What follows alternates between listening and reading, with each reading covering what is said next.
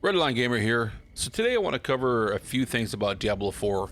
The biggest one is the minimum and the recommended requirements to play the game on PC, and some of the things we know about the game as of today, which is March 2nd, 2023.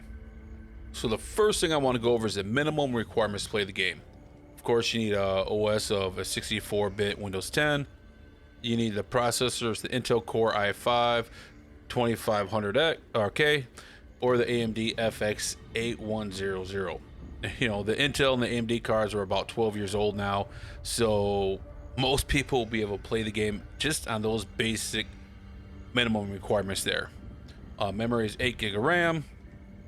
Your graphics cards you're going to need is a NVIDIA GeForce GTX 660 or an AMD R9 280. So the NVIDIA was about 2012, AMD 2014.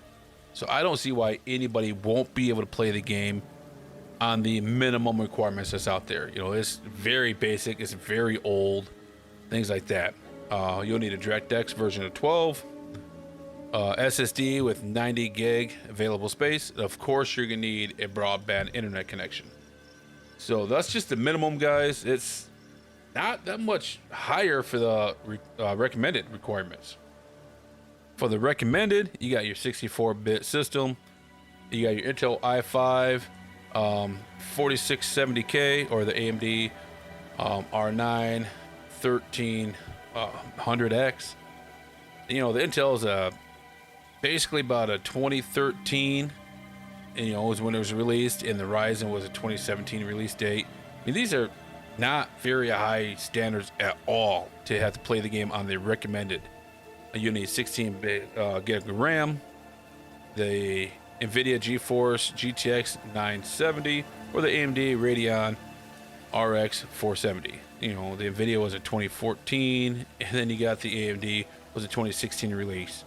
And so for the most part, from what I'm seeing now, which is released from Blizzard, everybody will be able to play this game on the recommended requirements. I don't see why not. It's crazy if you can't have it to this day and age, being 2023 now.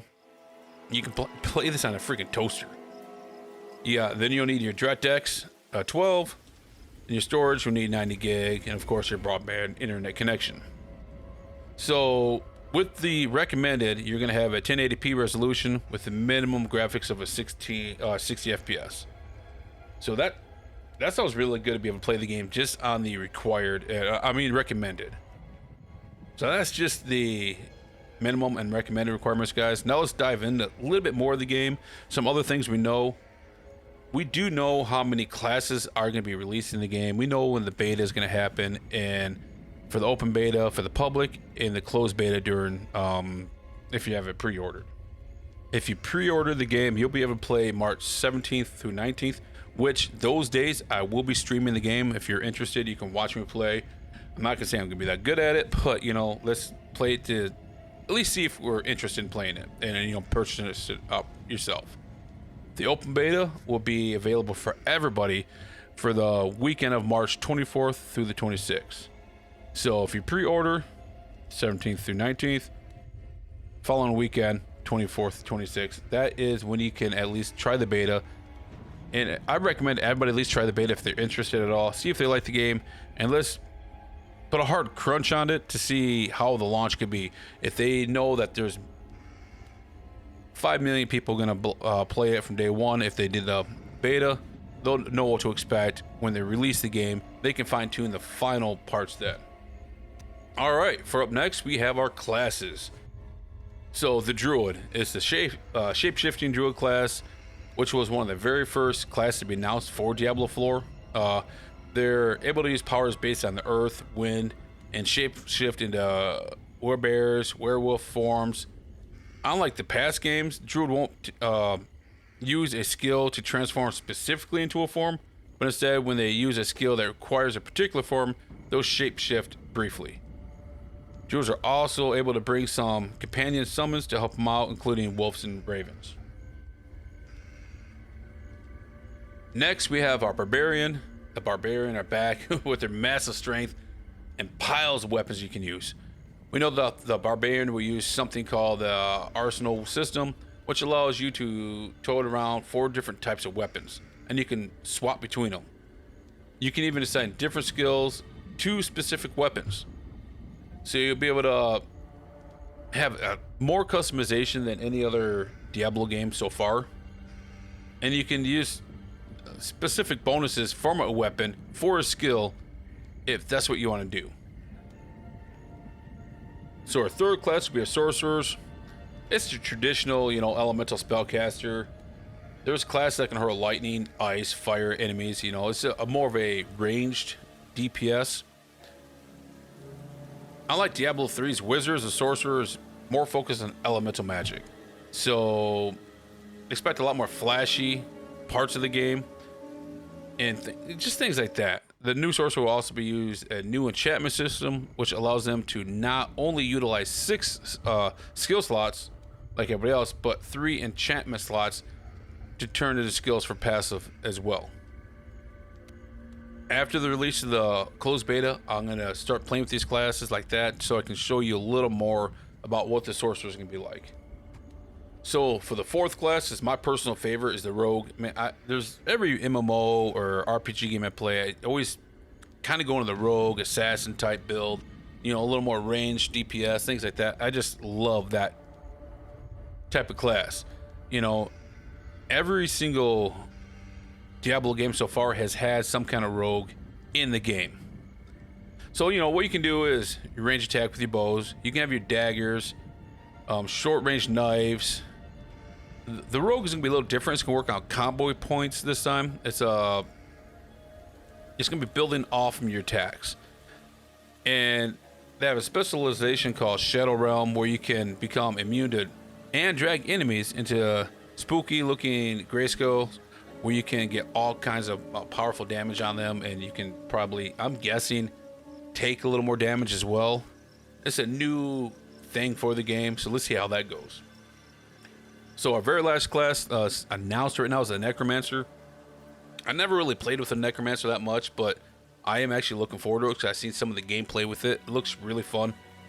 It was actually announced in 2022 at the Bethesda showcase. So this is the 5th and final class right now. We all know they'll release more later. So the Necromancer will bring along their expected routine of skeletons, bones, blood magic, things like that. The Necromancer utilizes corpse as a resource along with mana-like essences. We even know we're seeing in the return of the bone prison. In case you want to tap your enemies into your enemies into place for all sorts of nefarious reasons.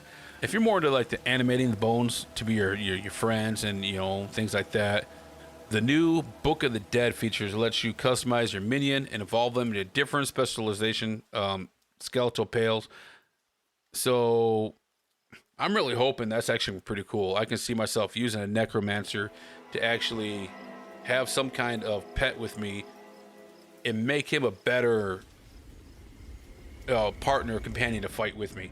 I think it's pretty cool. Like I said, I do plan on playing all of these classes at least a little bit for the open beta. Like I said, I'll be live streaming that as well, so we can just look at it, see what ones we like. So the next thing I'm going to cover is the inventory.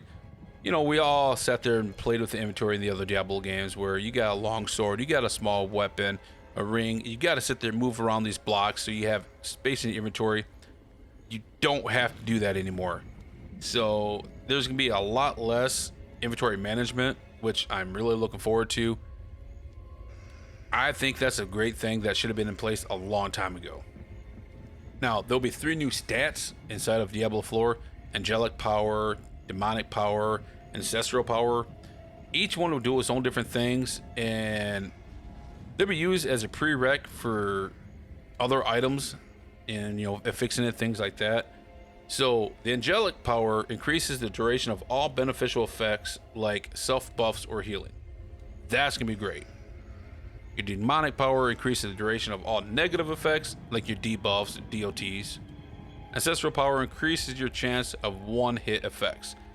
So more of a proc chance when you hit something, it'll hit it for more of a, I'm guessing, like a crit bonus and things like that. Diablo 4 will be more of an open world. It has 5 regions that can be explored in any order. Each region is fraught with dangers of its own kind. So I do like that idea that you can go wherever you want, whenever you want in the map. I'm really looking forward to that. You know, when you play Diablo 3, the main story, you got to start from point A, work all the way to point Z. You couldn't really go to other areas. You could backtrace, but you couldn't skip ahead. I do like the idea that you could do that. You know, there's gonna be many routes, hidden corners, and that you can uncover. And it makes it so if you play the game a couple times through, every time you can play it differently, hit different parts of it, and just enjoy it more, in my opinion. So the open world part, I'm really looking forward to.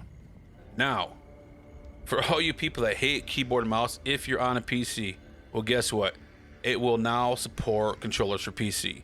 If you want to play on your controller, your gamepads, whatever you want, you can actually do that. And you can switch between your keyboard and mouse and your controller without any problem at all. That I'm looking forward to. There's a lot of people that are taken aback by not wanting to play a computer game because they don't understand the keyboard and mouse. Well, at least this way you can actually sit there, use your controller, jump on your keyboard and mouse, and to just start dabbling in it. If you don't like it, jump back on your controller, jump back on the keyboard and mouse, so that way you can start getting accustomed to most other games out there. And I think that's a huge training point of the game that will benefit everybody.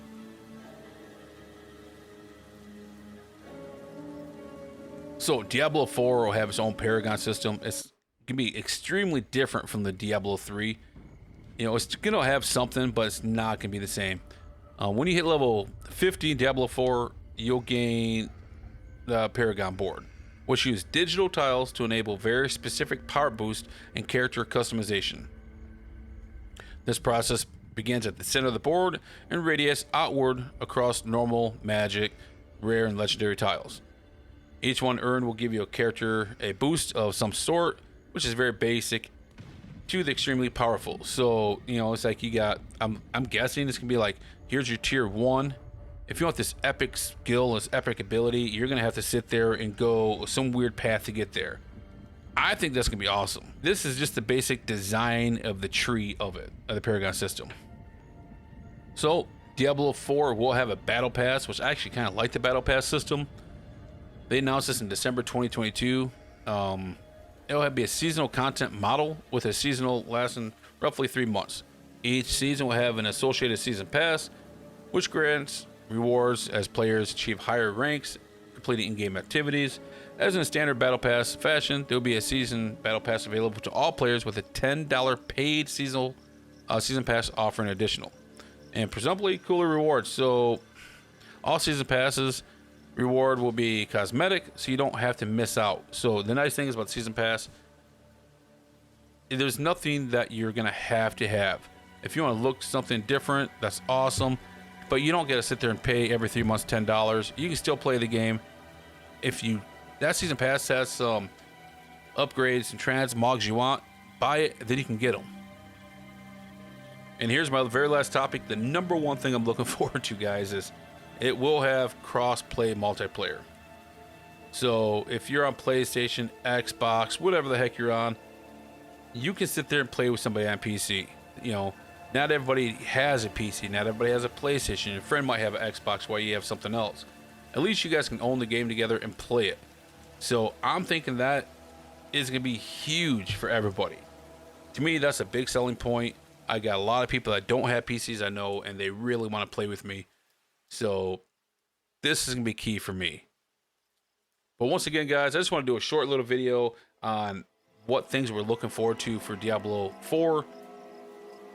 You know, like I said earlier, the requirements for the game and just some of the details that we have for it right now. But if this helps you at all, please hit that thumbs up, and I'll see you next time.